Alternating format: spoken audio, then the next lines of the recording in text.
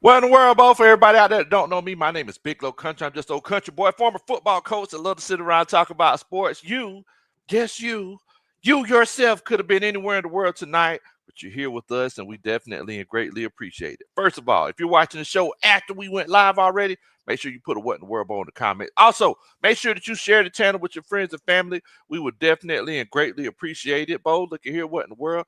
It's been a minute, first of all, since the last time we spoke. We had a chance to get together. So many things have happened. So many things have happened. You might say, what in the world, Bo? What happened? Well, number one, Kirk Cousins decided to go rogue on us and just decided to go in a whole nother direction and tell people that he was hurt the whole time. I posted a video about that, but we hadn't sit around and talked about it. And the coach, you know how we get together. We gossip during these coaches meetings, trying to find out what's going on. The Philadelphia Eagles won the Super Bowl. They messed around and they beat the Chiefs. I don't know if everybody knows this, but I can't stand the Chiefs. Patrick Mahomes, he really grinds my gears. Really annoys me. So yes, that also happened. And the off season is officially underway. I mean, it's been underway for the Falcons for a while, but now it's officially underway for our Atlanta Falcons and for the rest of the NFL because everybody's done.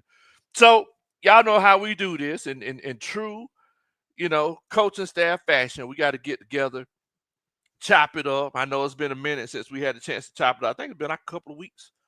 I think it's been like a couple of weeks since last time we had a chance to get together. So it's always a good time when we do get together. Jared G, what in the world, Bo? What's going on with you, man? Hope you're doing good. Brian Moses is in here. What in the world, Bo? 3-8. Much love to you, fam. Brian Cornelius is in here. What in the world, Bo? Hey, man, everything going well, my Bo. Everything going well. Body Bagman here. He says, draft some Bulldogs. Let's start there. What he is referring to is the question is for this coaches meeting where we're going to get together, sit down, and talk about this. What do the Atlanta Falcons have to do to build a team like that Philadelphia Eagles 2024 Super Bowl championship team? What do we have to do, Bo? Because fact of the matter is,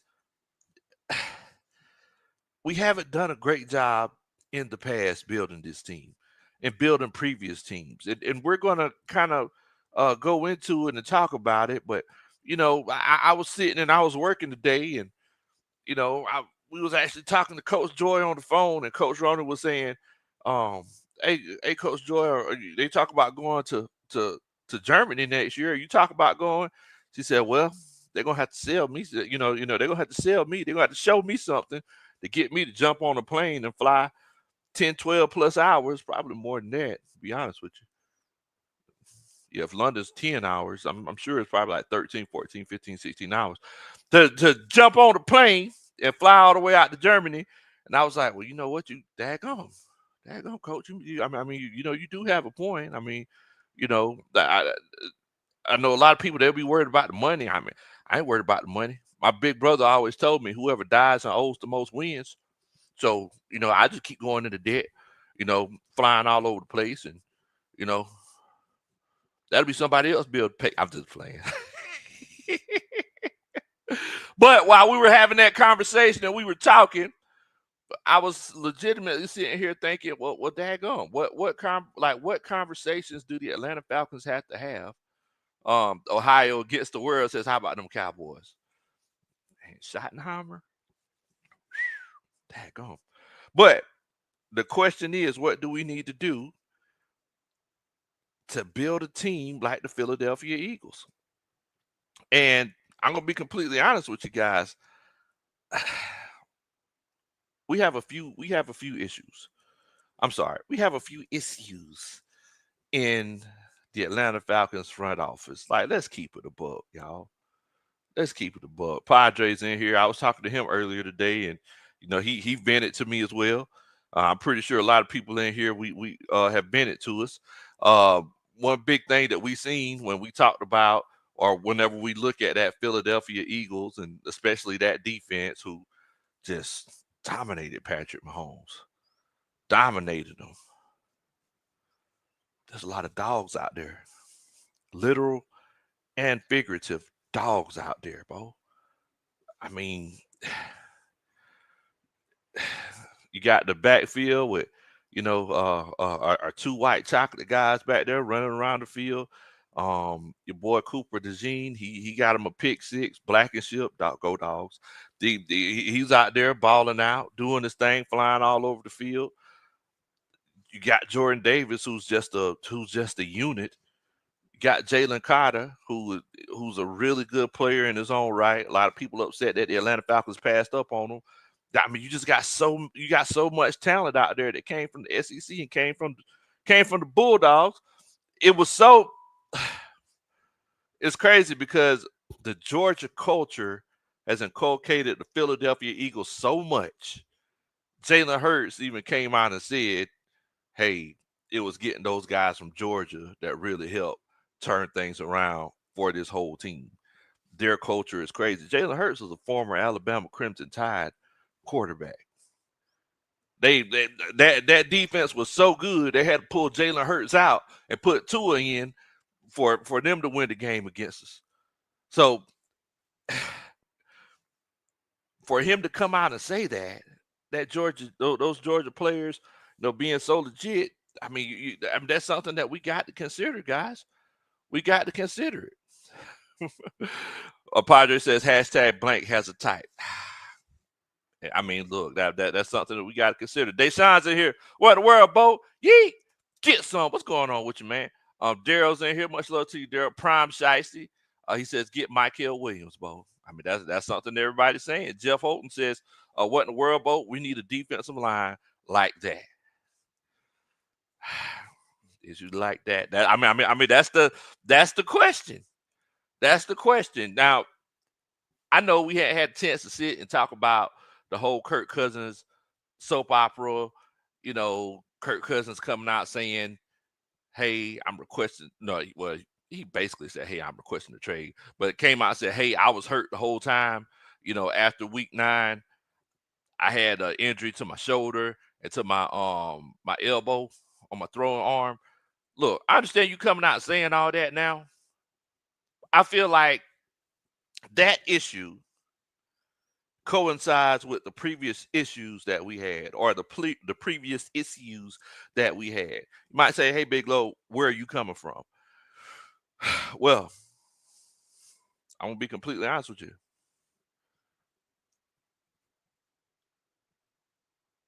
The guys who are running things are soft.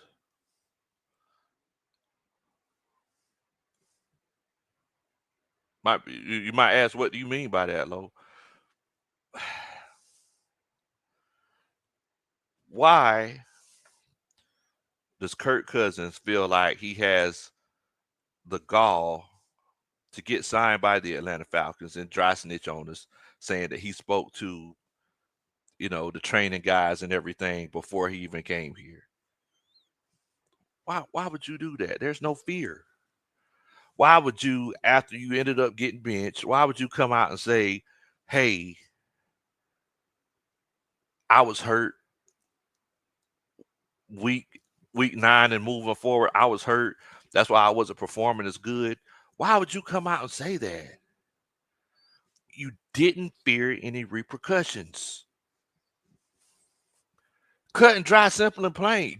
There was nothing that was put in place for you to have any negative reinforcement. Think about it.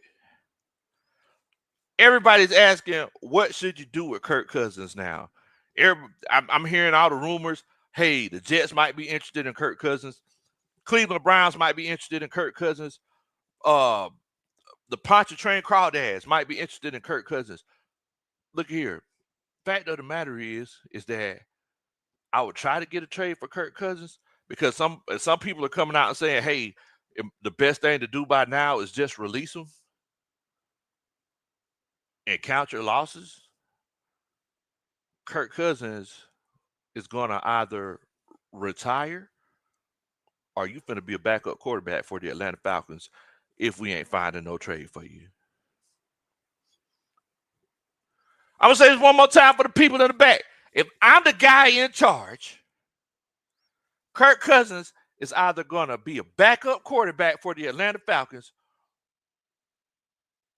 or we finna do like Matt Ryan and have a retirement party at the Blue Flame. That party at the Blue Flame was lit. I'm gonna be completely. I heard that the party at the Blue Flame was lit. I'm gonna be completely honest with you. But fact of the matter is, if you don't find a suitable trade partner, we're not going to let him dictate our situation. Cut and dry, simple and plain.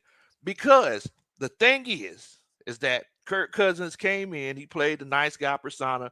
That's what quarterbacks are supposed to do. The quarterback's supposed to be the most relatable person on the team. Because if you gotta get booked with the linebackers, or if you want to, talk trash to those DBs over there on the other side who are up here, or if you just need to be a down to earth guy with those offensive linemen, that's the quarterback's job. If you need to feed the ego of a wide receiver, that's what you do. That's what you do. But the fact of the matter is, Kirk Cousins did what he was supposed to do. He came in, he was the figurehead of the Atlanta Falcons, shaking hands, kissing babies, looking for the camera. Where's the camera? Oh, I swag when I surf. I don't swag surf like this. This is how he does. I swag when I surf. Now watch me surf mine. Okay, now we got to do it the right way. But the fact of the matter is, this is what Kirk Cousins is supposed to do. Fact of the matter is, your front office is supposed to be the ones to keep everybody in check. I understand these are professional athletes that make millions of dollars, who make even more money than you do. If you're a GM, if you're the head of football operations, I understand that you're a millionaire and they're millionaires 2-3 times more than you are. I completely understand that. Fact of the matter is that if you continue to put yourself in these situations over and over and over and over again, if you do mess around and cut Kirk Cousins, you're going to put yourself in another financial situation where you're not going to be able to get as much talent. And we're going to continue to be playing catch up in 2027 and 2028, because we're going to be getting to the point where we're drafting for need, because we were just starting to get in that area where there's like, hey, if there's a guy there, we like him, we feel like it's a situation where he's going to make this team better, let's go get him. We were just starting to get there. I see us falling back.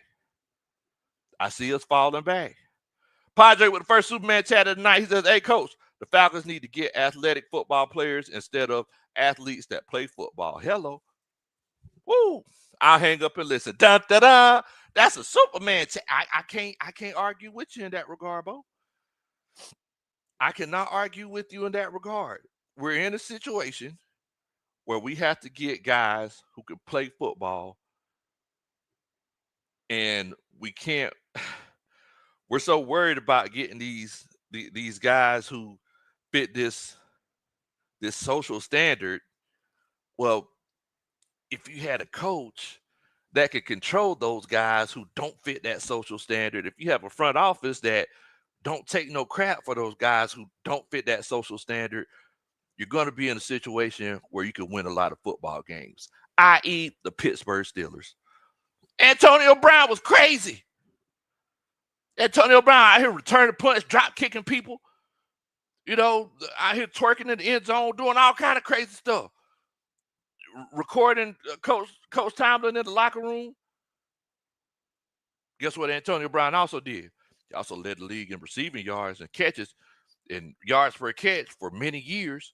He was one of those top 3 receivers for many years. For a long time, it was Antonio Brown and Julio, 2 totally different guys, 2 totally different types of guys. Coach Tomlin made sure he kept him in check. Then what else did he turn around to do? Because they also had a winning record again this season, no losing records. They turn around and got George Pickens. Everybody know George Pickens crazy. Everybody and their mama know George Pickens crazy. But they got him, and they got a few other players like that, including the Le'Veon Bells of the world. I mean, James Harrison, he just loved football, but everybody knew James Harrison had some screws loose. That man's crazy. He's not just physically strong. Boy, he crazy strong. But the fact of the matter is that you have all of these characters, kind of like the Chicago Bulls. You know, Phil Jackson always talked about, hey, the biggest challenge with this team is just juggling all the characters. You have all these characters, and it's one of them situations where you have to have the guys up top to manage it. Whenever you got the Jalen Carters in the draft, if we were looking at it, we were like, man, we ain't finna get Jalen Carter. That whole incident that happened with that car accident, that fatal car accident, still praying for those victims and their families. Sad situation. Every time I talked to Kirby Smart during Shady's recruitment process, every time he talked about that, he started tearing up. Sad situation. Fact of the matter is that I knew we weren't going to get Jalen Carter, and y'all should have knew it too. This place was too close to Athens. And there are too many SRTs and Hellcats driving around 285. And the Falcons didn't trust Jalen Carter.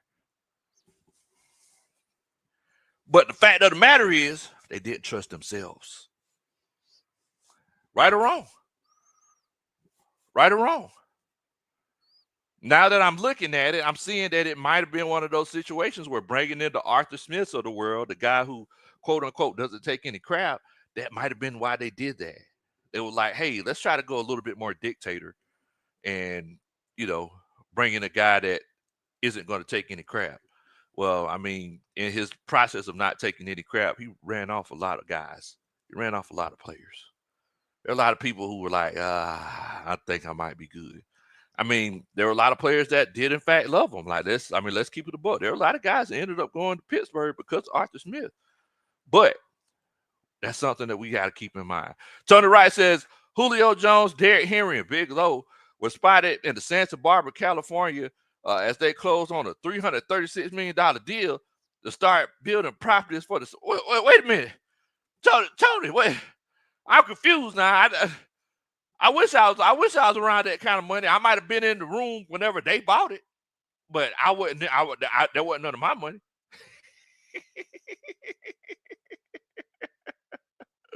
Jay Nelson says they need to start in the front office. Let Raheem Morris and Terry Fontenot and Rich McKay go. Facts need to start with team. Facts. I mean, look, let's keep it a buck, guys. How often during the process?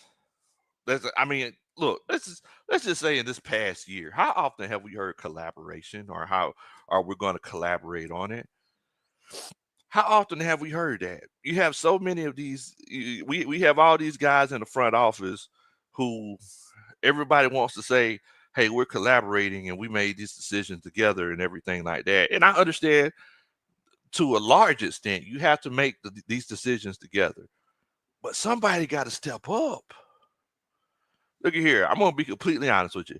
I'm not that guy that has the alpha male conversation. I'm not that guy. I feel like if you have to have the alpha male conversation, if a group of guys get together and talk about what an alpha male is and claim all of them are alpha males, they are not alpha males. That makes sense. For example, if a group of guys continuously like get on a show, or they continuously have to go live together, and all of them have to express the same point and reiterate each other's points, those guys aren't alpha males. The alpha males are the guys who get things done, right? Like the alpha males are the guys who don't care, about the opinions of anybody else. They're just result driven. And, many times, if the alpha male say, hey, we're going to do something, or hey, let's do this, and the other guys fall in line, that's what the alpha male is. I feel like we got too many people, and somebody mentioned in the comments earlier, worried about egos. We have too many people who are worried about what happens if we do this and how is it going to look to the rest of the world? How is it going to look to the media? How is it going to look to everyone else? Meanwhile, let's just do what is right. Am I wrong? Am I wrong? Alfonso, what in the world, Bo? What's going on with you, man? Dre Murphy says, Coach Lowe, aka Beloved. Well, they could have at least got Jordan Davis, Beloved. Hello. I mean, look, they could have, because we definitely need nose tackle, especially when we run that 3-4 defense. I mean, David Onyemata, he's a good defensive tackle, but I don't know if he had the physical attributes to play that role. Tay, bro, what in the world, Bo? What's going on with you, man? The fact of the matter is, let's keep it a buck, guys. Who's going to be the guy in our front office? Who's going to be the guy in our leadership? What's going to change for them to sit here and say, hey, you know what? This isn't what we're going to do. I know that we got Kirk Cousins for $180 million guaranteed, but let's go ahead and start Michael Penix. That's whenever you're making moves. That's whenever the team sees, because look, put a 1 in the chat if you heard reports that Michael Penix looked better in practice than Kirk Cousins whenever Kirk Cousins started his slide. Put a 1 in the chat if anybody's heard that, because I'm gonna be completely honest with you. For about 3 or 4 weeks of the show on here, all we were doing was basically getting on here saying, man, I don't know why they didn't start Michael Penix. I think it's time to move on, coach. I don't know why they started Michael Penix. Something going on. They tripping. How often did we hear that? We heard that too much. We got Alberto in here at 95 North Sports Talk Show. He says, I would trust Kyle Smith in making some personnel moves. He's credited with building that Washington defensive line. Look, I definitely agree with you there, Berto. Y'all make sure y'all check out Berto, 95 North Sports Talk Show. Great content, you know. NIL Berto, much love to little bro. John Higgins says, Big Low, what's happening? How you and Coach Ronnie doing, man? We doing good, bro. We doing good. We fair to partly cloudy. That's right. There you go, Berto. There you go. Got to throw it up. OTC. Oh, man. But the fact of the matter is, guys, is that we heard that so many times. We heard so many times that, oh, Michael Penix, man, he's out here spinning the ball. Man, his arm is looking a lot better than Kirk Cousins. It might be one of those situations where I think it might be time to make the move. Guess what happened? We made the move too late. We made the move too late. Denver wasn't that much better than us, guys. They weren't. Made the move too late to move on from Kirk Cousins. We made the move too late to move on from the Jimmy Lake defense. And what makes it even worse is that, and I wasn't in the room when it happened.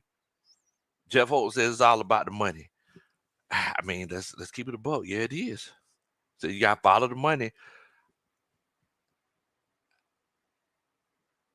All I'm saying is, Kirk Cousins, the defense, those were the things that kept us out of the playoffs. We should have beat the Saints. We should have beat the Valdez-Scantling. Valdez-Scantling just burned our draws off. Or what do you go for? Like 175 yards off of 3 catches? Valdez-Scantling. And we're sitting up here missing the playoffs because we just didn't make a decision in time. We were reactive instead of proactive. Which is where I go to my point. How do the Atlanta Falcons build the type of team? Tony said he saw it. Yeah, definitely, Tony. How do the Atlanta Falcons build the type of team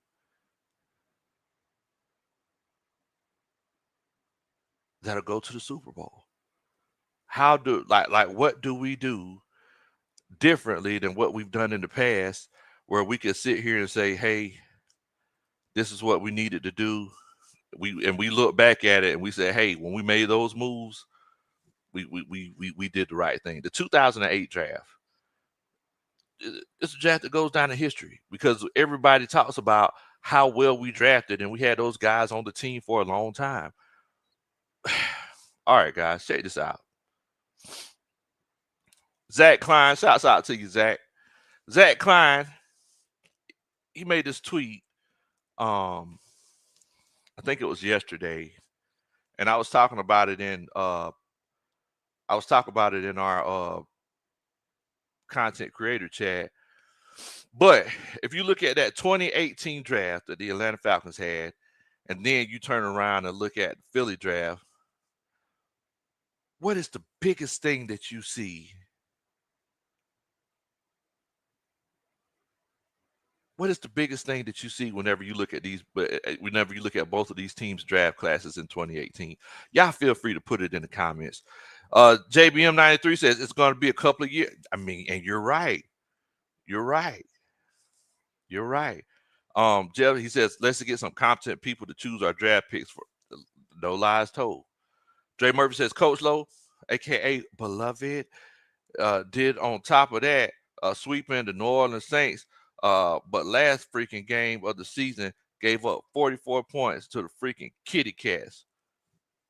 Hello, I mean, look, I ain't knocking you. I ain't knocking you. John Higgins says, yep, that was a problem. We made the moves too late on all parts of the team. Yes, 1,000 times. Yes, we did. But if you look at both of these draft classes, you see that 2018, Calvin Ridley, no longer with the Atlanta Falcons. Mind you guys, it seems like it's a long time ago. This was 7 years ago. Isaiah Oliver, no longer with the Atlanta Falcons. Deidre Sinai, no longer with the Atlanta Falcons. Ito Smith, no longer with the Atlanta Falcons. Russell Gage, no longer with the Atlanta Falcons. Foye Oluokun, no longer with the Atlanta Falcons. That's ridiculous. Just 7 years ago? The crazy thing is, I mean, we could venture to say, we could legitimately venture to say that the last pick, Foye Oluokun, was probably the most successful player in this draft class. I mean, it's between Foye and Calvin, but if I'm not mistaken, didn't Foye make some first team All Pros or made a first team All Pro? What was that, the year before last with Jacksonville? Crazy thing is, we just kept the wrong person. We should have kept Foye instead of keeping Deion Jones. But that's neither here nor there. It's tough for us to make tough decisions. Then you look at the Philadelphia Eagles. Dallas Goedert started in the Super Bowl. Avonte Maddox played in the Super Bowl on the Super Bowl roster. Josh Sweat dominated in the Super Bowl. Matt Pryor, he's no longer with the team, but Jordan Mailata started in the Super Bowl. They had 5 picks. They cashed in. 5 picks. They cashed in. So, basically the point that I'm making is that I would venture to say the last 2 or 3 years, I would venture to say we drafted okay, right? I would legitimately venture to say that. Whenever you look at, the Michael Penixes of the world, I mean, look, Drew Dahlman, he's coming to the end of his contract, and I mean, he's been a very serviceable guy. Drake London, Bijan Robinson, Matthew Bergeron. We don't know what we're going to be getting out of Clark Phillips. You drafted okay, but the question is, are these guys going to be on this team in 2030, in 2031, in 2032? That's the question. Tanisha said, what in the world, Bo? Glad I caught the coaches meeting live. I'm glad that you can make it, my friend. But that's the question. That's how you build Super Bowl teams. Every year, we're always getting so excited for free agency, not realizing that free agency is the icing on the cake. Now, some of y'all greedy. Some of y'all love icing, and y'all eat the icing more than you eat the cake. It's like the skin on the chicken. You don't want to be like Coach Ronald Granddaddy. It was all chilling at the house, and he just ate all the skin off the fried chicken. Said he just wanted the skin. If I was there, I wouldn't have ate it. I ain't finna eat no skin. Somebody ate chicken off of. That don't got nothing to do with anything. Fact of the matter is, free agency is just the extra on top to help put you over the edge. The draft is the meat and the potatoes of the meal. The draft is the main course. And whenever you look at this team, for example, you look at the biggest pieces on the defense this year, the Jesse Bates and the Caden Ellises of the world, free agents. Offensively, I think we did pretty good putting this offense together through the draft. But I think that's the issue that a lot of people have, guys. I feel like that's the issue that a lot of people have. We'll do what we like. Look, we gonna stun offensively. Like, hey, what you said? What you said? Y'all want to run it back? Oh, y'all really want to run it back? But we'll give you Bijan Robinson. He's the top 3 running back in the league. Oh, Julio Jones gone? Okay, we'll get a wide receiver. It might not be the one that y'all want, but he's killing it. Drake London. Oh, you need an X factor? You need a unicorn? Kyle Pitts. Even last year, we wasn't even looking for a quarterback. Everybody was like, man, shoot, Dallas Turner. Well, Jared Verse over there looking pretty good. I see over there, Jared. What did we turn around and do? We drafted the quarterback. It was the right decision. Let's keep it a buck. It was the right decision. My reaction to drafting Michael Penix was the biggest reaction. Well, I'm sorry, the most watched video on my channel. The most watched video on my channel. I was wrong on draft night. Because I was like, man, we just signed Kirk Cousins. Why we get Michael Penix? I was wrong. I be doggone. Michael Penix is looking like he pretty much the future, Bo. It's gonna be hard for teams to come in here and just take these dubs from us whenever Michael Penix is behind center instead of Marcus Mariota, instead of Desmond Ritter, instead of Taylor Heineke, instead of what's the kid's name? Luke Woodside, who's a real nice guy, by the way. Shouts out to you, Mr. Woodside, if you're watching. Mr. Luke Woodside, fact of the matter is,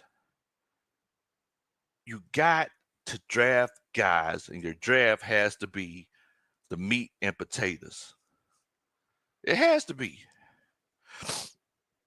Tony Wright says, we blew it, in my humble opinion. The Atlanta Falcons should have had 2 Lombardi trophies sitting in Flowery Branch, 2016 and 2017. I can't knock you, Bo. I can't knock you. Look, we 2016, then we took if Keanu Neal would have just caught the ball right before halftime instead of trying to catch it, jumping in the air. You can tell he ain't never played receiver. Instead of trying to catch it and jump in the air and need the ball, we would have won that game. And once again, we lost to the future Super Bowl champions.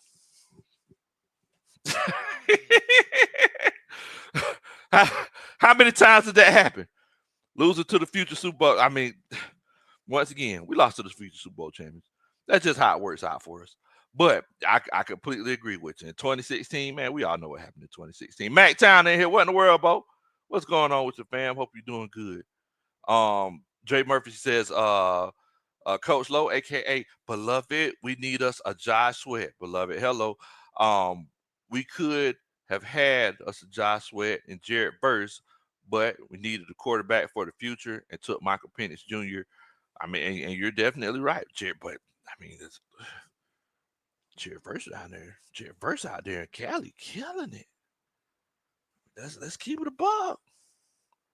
Jared Verse out there in Cali killing it. All-Star Falcon, what in the world, Bo? What's going on with you, man?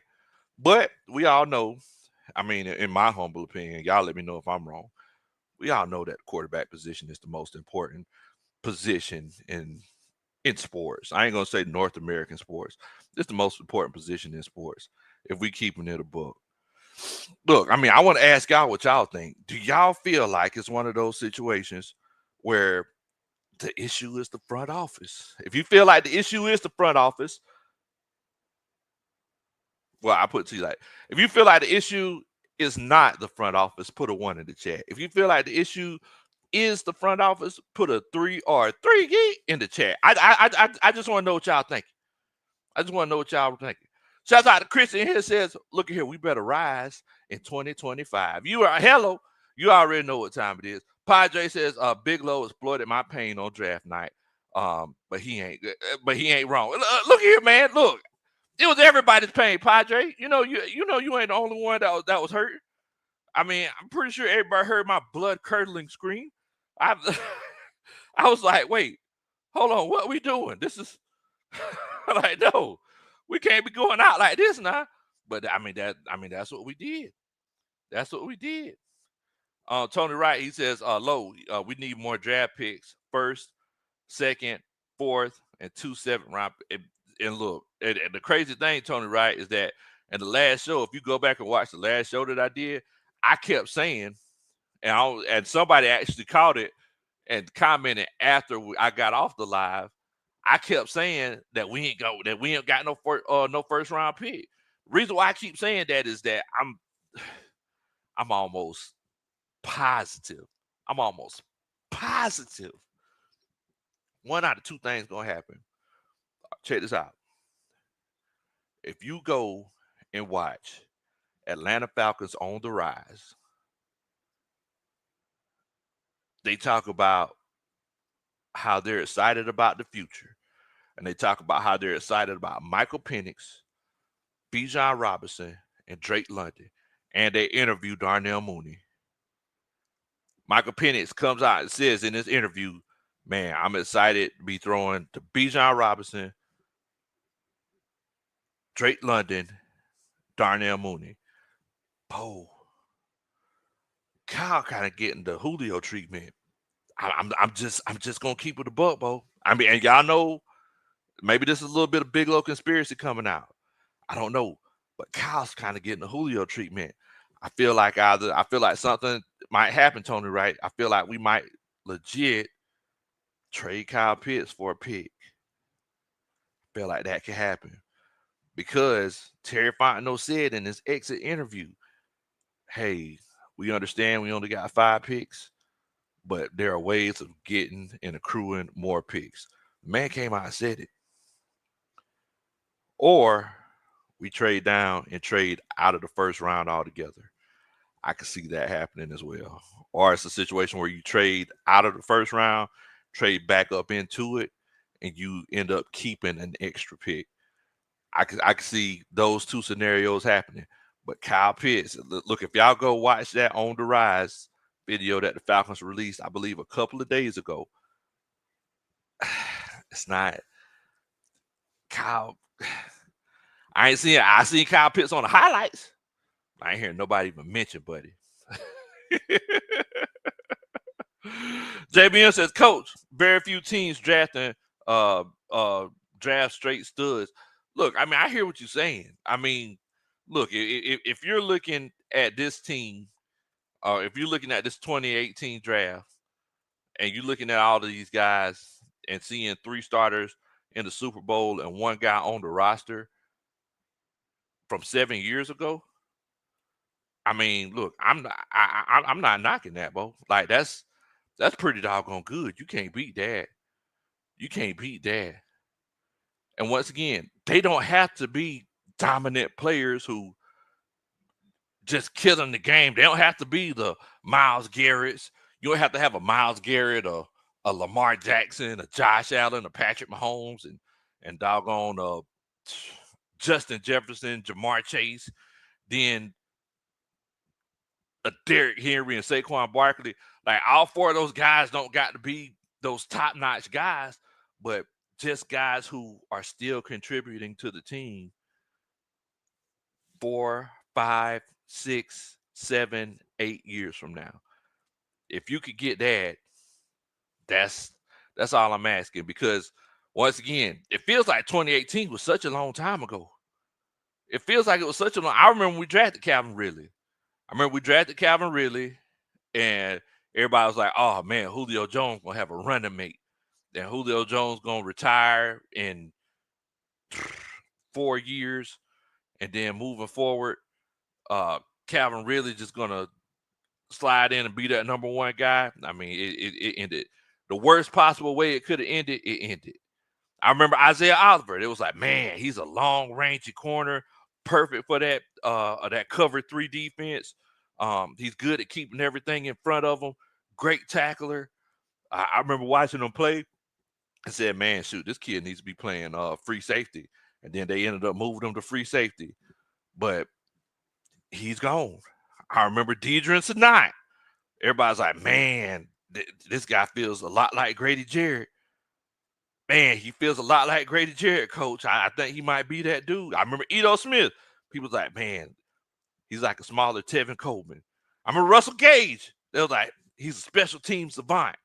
And he can run some crisp, great routes. Now, sometimes he go kind of crazy. He tries to hurdle everybody. But, he's crazy. And then Fourier, I remember them talking about him. And it was like, man, he's just so smart, man. He went to Yale. I was like, you can't tell me nothing else. Tell me about the player. Man, he went to Yale. He was so smart. But I remember that whole draft class. I remember all the conversations that we had.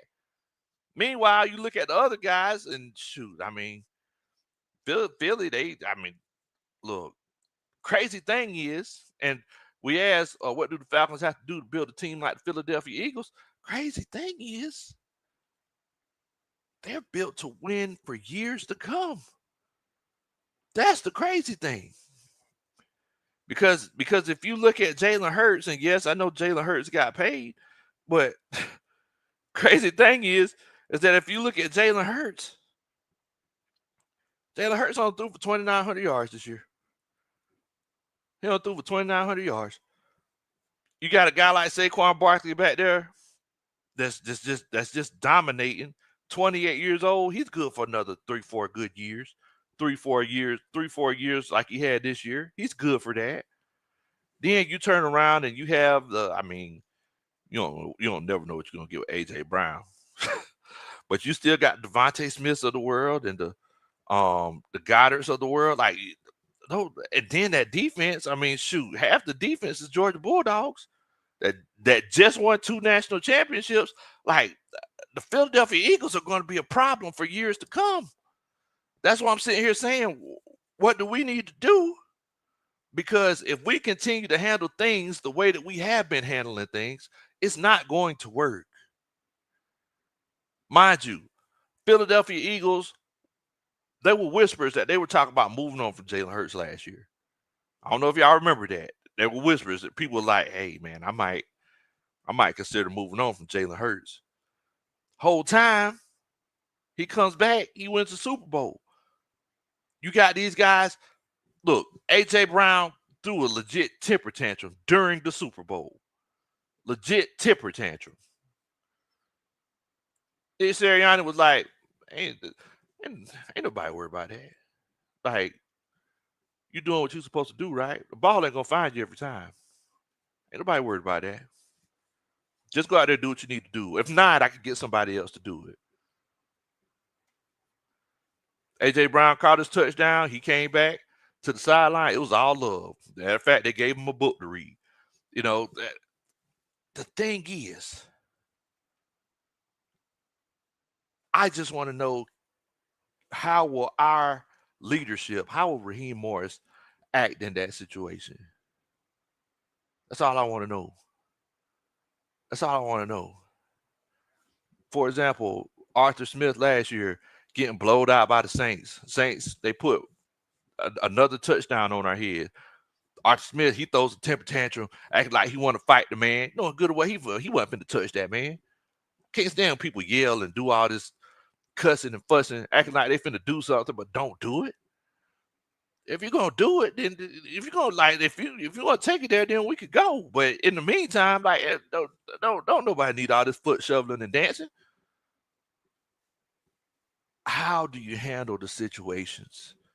Are you going to be the guy that controls the situation? As long as you do what I need you to do, I really don't care what you say. I don't care what everybody's saying, I don't care what the broadcasters are saying or saying in the broadcast booth or what people are saying on Twitter. How are you going to handle the situation? Y'all know good and well. People have talked about me. People people on YouTube have talked about me. You think I'm worried about that? No, it don't got nothing to do with me. Your hate towards me has nothing to do with me. I got too many more things to worry about. I have businesses to worry about. I have rental properties. I have to be a great husband to Coach Roney. I I have kids and people who look up to me. I have to be a great son, a great nephew. I'm steady trying to get an education and learn from other people who know more than me. I don't got time to worry about somebody talking about me because of just hate in their heart. But y'all know I am petty. That's why I enjoyed the Super Bowl halftime show so much. Hey Drake, I am petty. But just like Jeff Horn said, man, he'll be smiling. Cause he ain't gonna know he like, man, Drake, you kidder. I know you don't mean that. At the end of the day, how do guys who are up top handle these situations? That's what we got to find out. Tony Wright says, "Low, there are rumors that our salary cap reasons may release either David Onyemata, Grady Jarrett, or Caleb McGarry, or maybe even two out of the three. Your thoughts?" I mean, look, man, I ain't gonna lie to you. I didn't realize it. I think I just found out the other day Jake Matthews is like 32, 33 years old. He's a Matthews. He's gonna be good to like mid 30s, after the mid 30s, like 36 at least. I'm trying to hold on to Jake Matthews. If you want to let go of David Onyemata, that's perfectly fine. I'm cool with that. I mean, he was supposed to be the anchor of this defensive line, and there were times where the anchor felt like a cork, and he wasn't holding us down. So if you want to move on from David Onyemata, I'm fine with that. Now, Grady Jarrett, I would say Grady Jarrett has taken a step back. I would see if he would restructure his deal, because even if Grady Jarrett uh isn't the same guy that he used to be, Grady Jarrett is the guy that has the most heart on that field on the defense a lot of times. Grady Jarrett is the guy that's running through plays. He's the guy that's running plays down from the backside. He's the guy that's always the voice of that defense, encouraging everybody. I sit behind the bench sometimes, and I see Grady Jarrett. I sit right behind where the defensive line is, and I see Grady Jarrett has the most passion. He has the most heart. He has the most determination on that defense. And I feel like it's not just because he's playing for himself and his team and his contract. I feel like he's playing for this city. So I would see if I could restructure Grady's deal. But I mean, look, at the end of the day, I mean, they're going to have to. There are moves that are going to have to be made. Jamel Hill, what in the world, Bo? What's going on with your fam? Hope you're doing good tonight. Dre says, get some Georgia Bulldog defensive players like the Philadelphia Bulldogs. Doing the draft, though, beloved. Hello. Look, I ain't knocking you. Look, if it works, it works. Sterling says, Rob will tell A.J. Brown stats are for losers. That's why I can't see this team improving under him. I mean, crazy thing is that, I mean, that's not even far-fetched, Sterling, because how many times did we hear stats are for losers last year? We heard that so many times. It's like, hey, I mean, look, I mean, at the end of the day, stats are for losers. While he's giving a press conference in a game that we lost. So I'm like, don't don't say stuff like that that's gonna come back and bite you. You're looking for the sound bites. You're looking for the smart alecky comments that you feel like make you feel macho. Like, look, do you think Mike Tomlin is trying to feel macho whenever somebody just asked a dumb question and he just looks at him and just walks off the podium? Do you think he's doing that to feel macho? No, he's doing that because he understands he has other things that he needs to worry about. He needs to actually worry about being a coach. Yes, these press conferences, they are something that's mandatory, but I'm not finna sit here and give you no smart comment, because I'm in my feelings. I'm not going to do it. I'm not going to give you a smart comment because I lost, and I'm most likely the reason why we lost, and I'm in my feelings right now. I'm not going to do it. I'm also not going to do it if we won and I'm feeling myself. If you watch Mike Tomlin, he look, he just keeps it even keel. He ain't finna, if he winning, he's like, hey, yeah, I mean, this was a good win. You know, Mike Tomlin impersonation. Yeah, I mean, this was a good win. Really like what these guys did. If they lose, like, I mean, tough loss. These guys came out. They've been working all week. Unfortunately, they just couldn't get it done. At the end of the day, Mike Tomlin gonna be Mike Tomlin. He ain't gonna sit up here and try to play no games. He's gonna do what he does. So that's all I'm saying. The guys like the Bill Belichick's. When Bill Belichick says we're on the sense, he meant it. He meant it. It wasn't a situation where he was like, man, this guy's getting on the sense. He wasn't saying like that. He legitimately meant it. Purple Haze says, hate the game, not the team. Hello. You already know what time it is, man. You already know. Because look, Purple Haze, whenever the way that we lost to the Minnesota Vikings, the way that we lost to your team, man, I ain't gonna lie to you. I had hate in my heart, boy. I was, golly, I had hate in my heart. But it's one of those situations where, you know, I ain't hate y'all for the things that we didn't do.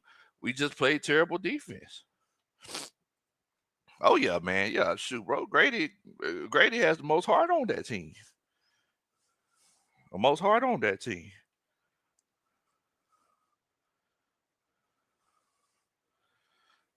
At the end of the day, Clown's a dang, but I'm running late. But I'm in here. Hey man, look.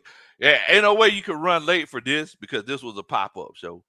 I hadn't talked to y'all for a minute. So it's one of those situations where we just wanted to kind of talk and you know, uh, after now that the off season is officially here, I just wanted to talk to y'all to see how y'all felt about, what do y'all think we need to do to try to take the next step and be one of those teams who uh, be playing in the Super Bowl pretty soon. I also need y'all to do a country boy a favor. Make sure that you hit that like button for me. You hit that like button for me, I promise you I'll dance at your wedding one day. I know that it's one of those cases where this is the off season, so it's not lit and crazy like our regular coaches meetings during the season. I completely understand that. But if you could do a country boy a favor, make sure that you hit that like button for me. I promise you, I dance at your wedding, bar mitzvah, graduation, anniversary party, uh, what a work anniversary, um, I don't know, uh, bachelor party. I mean, for enough money, I dance at your bachelorette party. If you could hit that like button for me, I promise you, I'll dance at your wedding one day. But yeah, the fact of the matter is, guys, is that we can't handle situations. We can't look for the players who are easily controlled in the draft. We got to approach the draft, in the words of Vince McMahon, with ruthless aggression. I don't know if did that sound about right. Ruthless aggression. We need to approach the draft with ruthless aggression. We need to make sure that we put ourselves in a situation where in 2031, some of those players are still on this team. If we take a tight end, I hope that Michael Penix is still throwing to him in 2021, because whether we want to admit it or not, in the NFL, consistency is where you get a lot of your success. I mean, look, y'all, am I right or wrong? The biggest thing with the Kansas City Chiefs, the two biggest things that they did was, number one, getting Patrick Mahomes, but number two, signing Patrick Mahomes to that cap-friendly deal for 10 years. Because moving forward, he's been playing with guys like the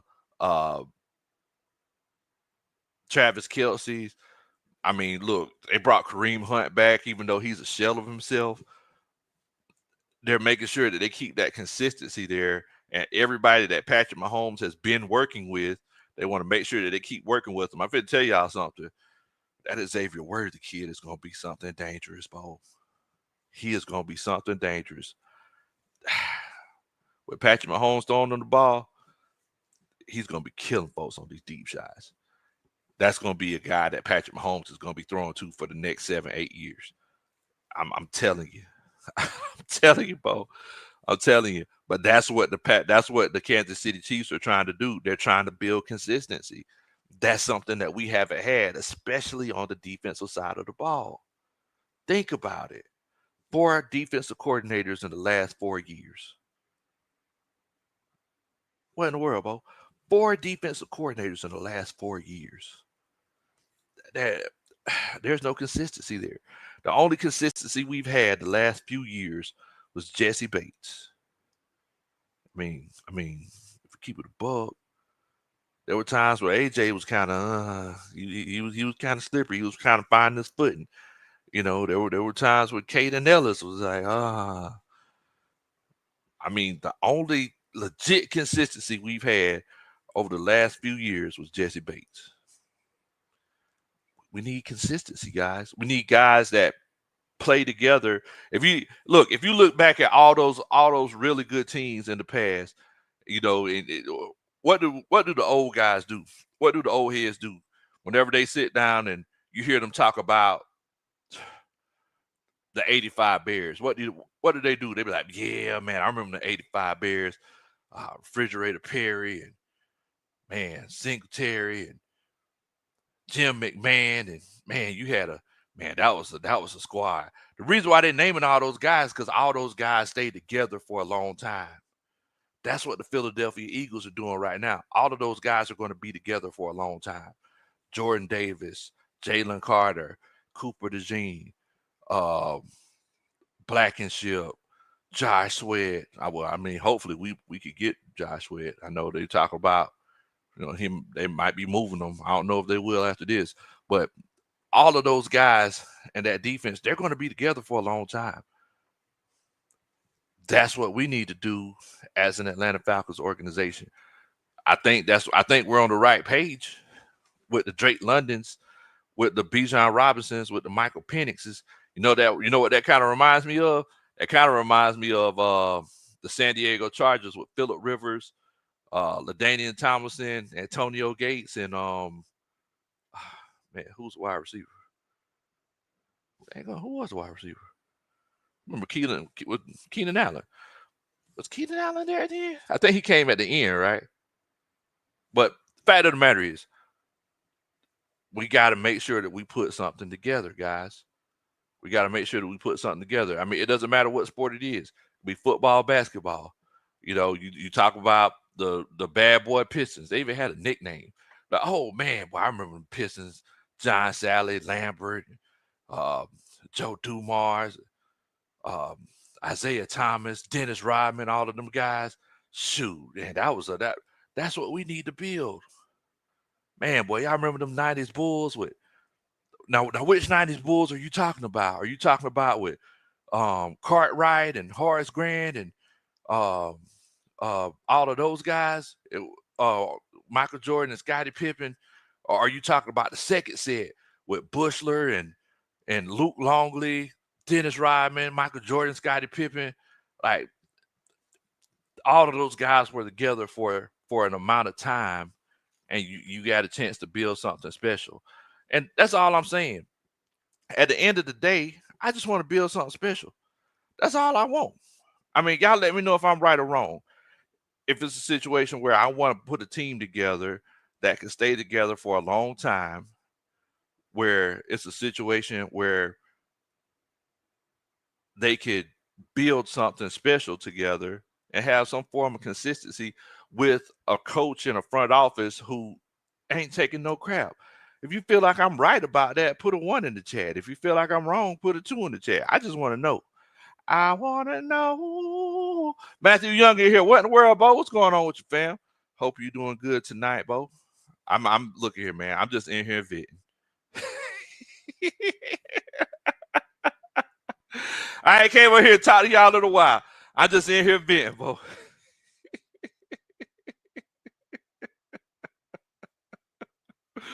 Oh man, look, I went on the tangent so long, everybody just got quiet. Everybody just like, man, dang on, I ain't never seen low.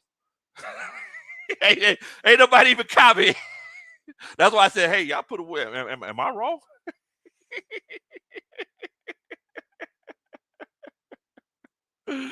Oh man.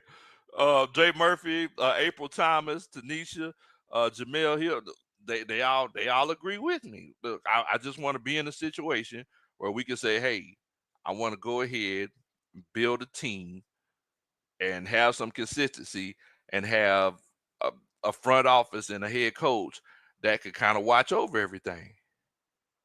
I'm, because the last thing that I want,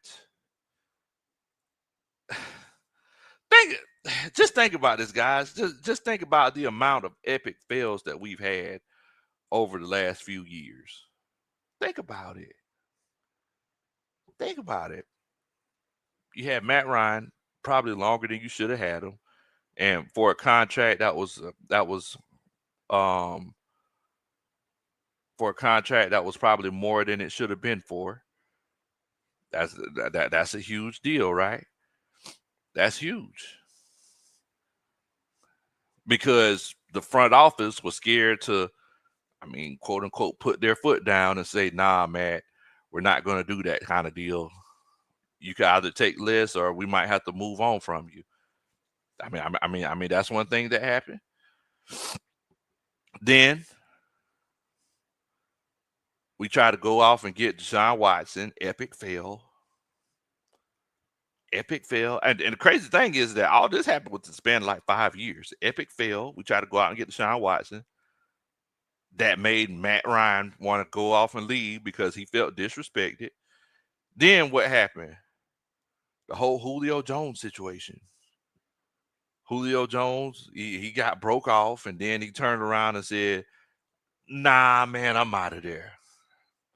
Another epic fail. Like, this doesn't happen. Bro, you don't see stuff like this happening really to any team. You don't see stuff like this happening to any team. I mean, I ain't seen, in a span of 5 years, I ain't seen this many things happen to the Detroit Lions. I ain't seen this many things happen to the Pittsburgh Steelers. Pittsburgh Steelers, they had a little bit of a rocky spot for a minute there. Whenever Le'Veon Bell just sit out the whole season, he came back, he wasn't never the same. Then they went ahead and let go of Antonio Brown. But you know what the difference between them and us is? They kept winning. They still had a winning season.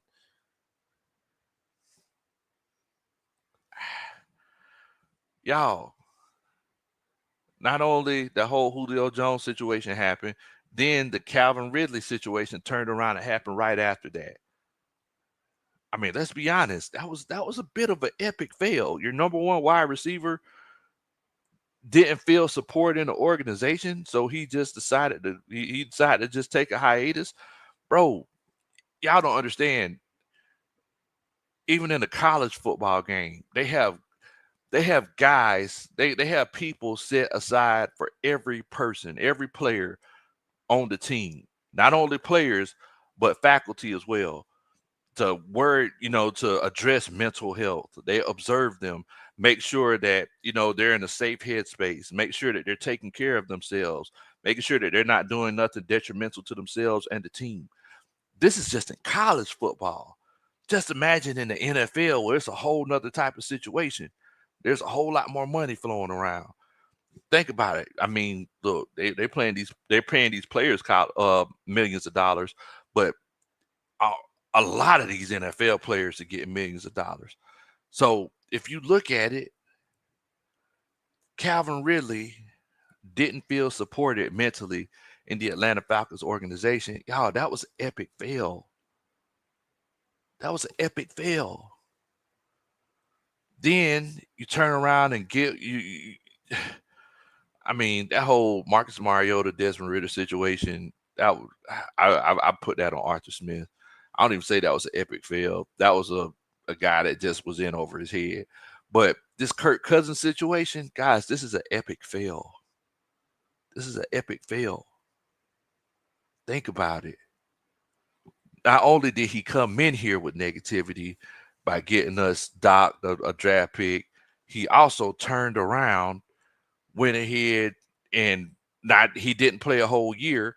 And as soon as the season ends, after you lied to all of our reporters, look, the thing is that Kirk Cousins did the least Atlanta thing that you can do. He didn't even realize it. That's why D. Orlando Ledbetter was so upset. If y'all been on Twitter and seen what D. Orlando Ledbetter, he was going in on Kirk Cousins. But the fact of the matter is, one thing about Atlanta, we're going to support our own. Kirk Cousins decided he wanted to let everybody know that he sustained an injury halfway through the season. He went on Good Morning Football and told everybody, whenever our media had been asking you, because it was pretty obvious that there was something going on with you, you go on Good Morning Football and tell everybody that you sustained some injuries. That's the least Atlanta thing you could have done, Bo. We support our own here. We support our own. Once again, another epic fail. Because, mind you, you hadn't been in the playoffs since 2017. You had a 6-3 start. Then you turned around, blew that lead because of complete mismanagement from your coaches and from your front office. Epic fail. And now Kirk Cousins is trying to strong arm you into just releasing them so we could take the dead cap hit, and moving forward, he'll probably just take a vet minimum pay from some other place where they could use those resources somewhere else. Guys, epic fail. The front office needs to it's the front office, guys. It's the front office. We're having too many epic fails. Am I wrong? I know that y'all Dre Murphy, April Thomas, Tanisha, and Jamel, they agree with me. Clowns, he says, the 1 year deals got to stop. You're right. Consistency is definitely needed. Yes, I mean, we're consistently messing up. Jamel says no reason why we shouldn't win this division every year. Or at least be in the. I mean, look, there were a couple times we were in the hunt, but that's just because the division was so bad. Sterling Wood says, "Low, say it with your chest." Kevin O'Connor says consistency is hard because the quarterbacks make it too much. Philly can't keep that defense much longer. I mean, and see, that's why I mentioned. Shoot, think about it. Jalen Hurts he don't threw for 2,900 yards this year. It's not like he was a Lamar Jackson who threw for 4,000 yards and 4 interceptions. It's not like he's a Josh Allen who threw for 4,000 something yards with single digit interceptions, or a Patrick Mahomes. Like, Jalen Hurts is a bit of a game manager. We keep it a buck. The thing is that the Philadelphia Eagles, they caught Kansas City with their pants down because Jalen Hurts just made some really good reads and really good throws. And I feel like they didn't think he was going to make them on Sunday. I legitimately do. I feel like they thought they were going to run the ball down their throat and they were going to try to take some shots downfield. I mean, but Jalen Hurts kind of ate them up, and they weren't expecting it. April Thomas says, and Big Low, can someone please buy our head coach some longer pants? Yes. Yes. Thank you so much, April. Thank you so much. Yeah, can somebody please get that man some longer pants? You too busy worried about his fashion. Kevin O'Connor says contracts ending, and those players are going to want top money. Think they got 5 that they got to pay in the next 2 years. That's the thing. It's the next 2 years.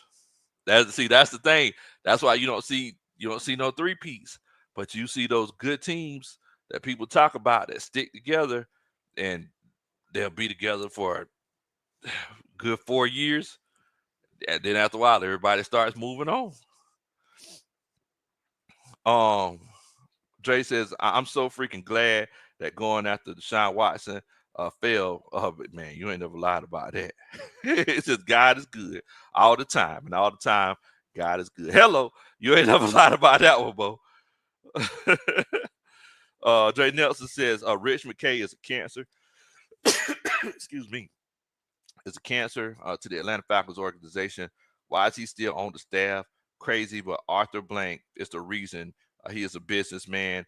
He knows what to do, but uh, but he listens to Rich McKay. I mean, I can't knock you on that, Bo. I can't knock you on that. Sterling Wood says, he says, look, we got to get our cap situation just get back in. Then Kirk wants to tell all the Falcon business. Exactly. He like children that get around grown folks. He's like, oh yeah, my cousin smokes crack sometimes. Like, no, what are you doing? Stop telling people business. Shut up.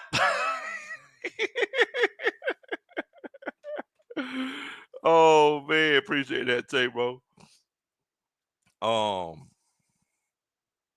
Dre says, Big Low, Rich McKay don't give a crap. He get all the money he need for him and his family. Facts. Let people stop supporting this organization. Then we see what Arthur Blank do with something will change. I mean, look, I mean, you never know. You never know. Tanisha says Kurt gonna sit on the bench or retire. He said he's a God-fearing man, but remember, God don't like ugly and not too fond of petty either. Okay, well, look, I'm finna tell you something, Tanisha. I'm kind of petty, so I'm kind of petty. I gotta work on that. I gotta work on that. Oh man. Shouts out to Carrie in here. I'm pretty sure Carrie brought the cross horns. She says, Falcons fam, please hit that like button, everyone. I definitely appreciate that, Miss Carrie, baby. Jamel says, right, Tanisha. I made Kirk a healthy scratch. The whole good grief. ATL, shouts out to my homeboy Chris Tipmore. A1 Forever. He says, Falcons fans, what it do? What's going on, Tip? Hope you're doing good tonight, my family. Hope you're doing good tonight. Y'all make sure y'all follow A1 Forever. Go subscribe to his channel. Good Atlanta sports content, not just the Falcons.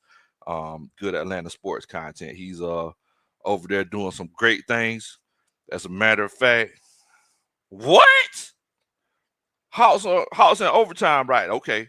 Hawks in overtime right now. So, Chris, I'm pretty sure you're going to be talking about this one. I was worried about them earlier because they were down by like 15 points. I was worried about them earlier. Okay, then.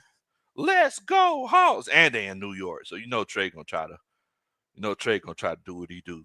Look, man, Chris, that's my Chris Tipmore, A1 Forever Sports. That's my Hawks plug. I'll make sure that y'all check him out, man. He'll keep you in the loop. Hawks Digest, yes. You already know it. But yeah, man, I'm legitimately sitting here like, look, I mean, whenever I watched that type of football on Sunday, and I'm not sitting up here saying that